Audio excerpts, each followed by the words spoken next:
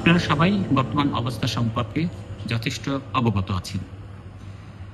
গতকাল আপনাদের উদ্দেশ্যে দূতাবাস থেকে আমরা 2টি বার্তা দিয়েছি আপনাদেরকে সতর্ক করার জন্য।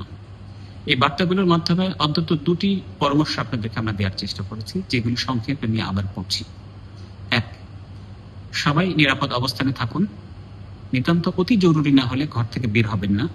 পাসপোর্ট, আমিরাত আইডি, নগদ দিরহাম, শুকনো খাবার, পানি ইত্যাদি হাতের কাছে রাখুন।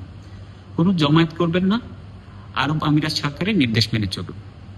2, গুজবে কান দিবেন না। বিভ্রান্তিমূলক পোস্ট দেওয়া এবং শেয়ার করা থেকে বিরত থাকুন। আমিরাতে এটি একটি দণ্ডনীয় অপরাধ।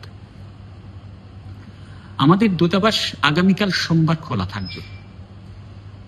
আমরা গতকালকের কথাই আবার বলছি, যে কাজটি আপনি আগামীকাল করবেন বলে পরিকল্পনা করেছিলেন, সেটি যদি 7 দিন বা 10 দিন পরে করলেও চলে, তাহলে আপনার আগামীকাল আসবার দরকার নেই।